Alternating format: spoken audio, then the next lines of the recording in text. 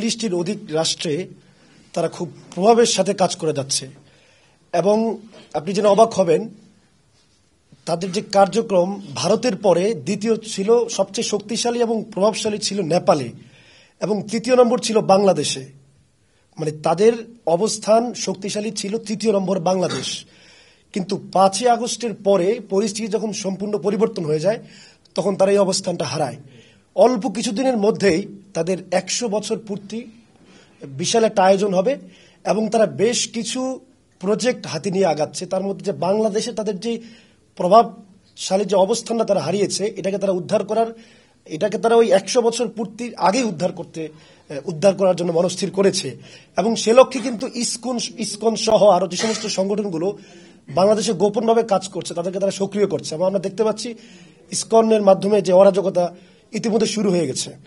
তো শুধুমাত্র তাদের যে ব্যানার মূল ব্যানার সেই ব্যানারে তারা কাজ করছে না, তাদের এক একটি দেশে এক এক রকমের স্ট্র্যাটেজি, এক একটা দেশে এক এক রকমের স্ট্র্যাটেজি। এমনও হতে পারে তারা হিন্দু কিন্তু তারা বামদের স্ট্র্যাটেজিতেও কাজ করতে পারে, এমনও হতে পারে তারা হিন্দু কিন্তু তারা যে কোনো জাতীয় যে কোনো দলের আন্ডারেও কাজ করতে পারে। এবং এই আলতাফ পারভেজ নামে একজন আছেন বিশিষ্ট রাজনীতি বিশ্লেষক, তিনি এই ব্যাপারে একটা চমৎকার গবেষণা করেছেন। তো যাই হোক, 5ই আগস্টের আগে আমরা যেভাবে ঐক্যবদ্ধ ছিলাম, আমরা যেভাবে একতাবদ্ধ ছিলাম, 5ই আগস্টের পরে কিন্তু সেটা আমরা মোটেও দেখতে পাচ্ছি না। আমরা ভেবেছি যে আমাদের তো স্বাধীনতা অর্জন হয়ে গেছে, তো আমরা হয়তো আবার নাকে তেল দিয়ে ঘুমাতে পারি। কিন্তু আরেকটা বিষয় হচ্ছে স্বাধীনতা অর্জন করা চেয়ে স্বাধীনতা রক্ষা করাটা অধিক কঠিন। আপনারা জানেন যে আসলে দেশের 5ই আগস্ট পরবর্তী বিভিন্ন অস্থিতিশীলতার চেষ্টা করছে একটা উগ্রবাদী একটা দল। তো এই অস্থিতিশীল পরিবেশকে স্থিতিশীল করার জন্য বৈষম্যবিরোধী ছাত্র আন্দোলন কেন্দ্র থেকে একটা কর্মসূচি বা এটা বলতে পারেন আমাদের জাতীয় ছাত্র সংহতি সপ্তাহ, যেটা ঢাকা সহ সারা দেশে কিন্তু একটা অস্থিতিশীল পরিবেশের বা একটা অরাজকতা কায়েমের চেষ্টা করতেছে। এটা আমি বলবো যে এটা আওয়ামী লীগেরই একটা চাল, বিভিন্নভাবে এই দেশকে বা এই সরকারকে ব্যর্থ প্রমাণিত করার একটা চেষ্টা যেটাকে বলে।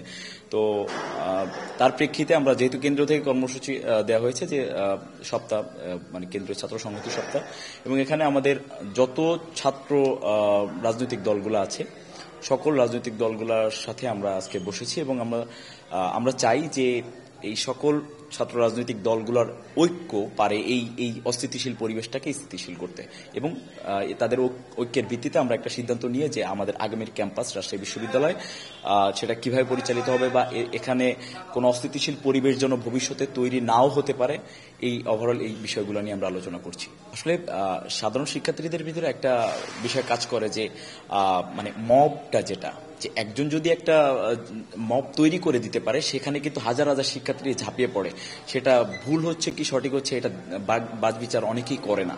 তো সেই জায়গা থেকে আমাদের সব থেকে বড় মেসেজ যেটা থাকবে যে সবাই যার যার জায়গা থেকে যেন সচেতন নাগরিকের ভূমিকা পালন করে। 5 আগস্টের পরে এই যে স্বাধীনতা অর্জনের থেকে রক্ষা করা সব থেকে বেশি কঠিন, এখন স্বাধীনতা রক্ষার লড়াইটা আমরা করতেছি। তো একের পর এক ষড়যন্ত্র কিন্তু আমাদের সাথে হতে থাকবে। দেখবেন যে একটা দল আছে যারা উস্কানি দিয়ে তারা পিছন থেকে চলে যাবে, বাকিটা সাধারণ শিক্ষার্থীরা করতেছে, না বুঝতে পেরে করতেছে, একটা পরিস্থিতি সৃষ্টি করতেছে। এবং এটা শুধুমাত্র ছাত্র না, বাংলাদেশের সকল নাগরিকের প্রতি একটা মেসেজ থাকবে যে তারা যেন যার যার জায়গা থেকে সচেতন নাগরিকের ভূমিকা পালন করে এবং জেনে বুঝে পা বাড়ায়। আজকের আলোচনাটা এটা বলতে পারেন যে একটা সংলাপ হচ্ছে যে আওয়ামী যে ফেসিবাদ সেটার যে পুনরায় যে মাথাছাড়া দিয়ে ওঠার চেষ্টা করতেছে বাংলাদেশে। তো ওই যে ফেসিবাদের বিষদাঁতকে উপড়ে ফেলার জন্য ফেসিবাদ বিরোধী যে সমস্ত ছাত্র সংগঠনগুলো আছে, এর মধ্যে ইসলামী ছাত্র শিবির আছে, বাংলাদেশ জাতীয়তাবাদী ছাত্র দল, বামপন্থী বেশ কয়েকটা ছাত্র সংগঠন এবং বাংলাদেশ ছাত্র মিশন সহ অরাজনৈতিক কিছু ছাত্র সংগঠন আছে। তো আমরা যারা ফেসিবাদ উৎখাতের লড়াইয়ে জড়িত হয়েছিলাম, এই ফেসিবাদকে চিরতর নির্মূল করার উদ্দেশ্যে আজকে আমাদের এই সংলাপটা। তো তো এখানে প্রস্তাব আসতেছে, আমরা চাচ্ছি যে শুধুমাত্র ফেসিবাদ উৎখাতের প্রশ্ন না, আগামী দিনের একটা সবার বাংলাদেশ গড়ার জন্য সবার মধ্যে একটা জাতীয় ঐক্য গড়ার আমরা একটা চেষ্টা চালাবো, এবং সপ্তাহব্যাপী যে আমাদের যে কর্মসূচিগুলো আমরা সেগুলো নেওয়ার জন্য সর্বসম্মতিক্রমে একটা সপ্তাহব্যাপী কর্মসূচি রাজশাহী বিশ্ববিদ্যালয় থেকে নেওয়ার জন্য আজকের এই মিটিং থেকে আমরা চেষ্টা চালাবো। এখানে রাজশাহীর আন্দোলনের সূতিকাগার আপনি বলতে পারেন রাজশাহী বিশ্ববিদ্যালয়। আমরা এখান থেকে রাজশাহীর অন্যান্য জায়গাগুলোতে আমরা আমাদের যে ঐক্যের যে প্রচেষ্টাটা সেটা নিয়ে আমরা তাদের সবার কাছে পৌঁছাবো খুব দ্রুত সময়ের মধ্যে।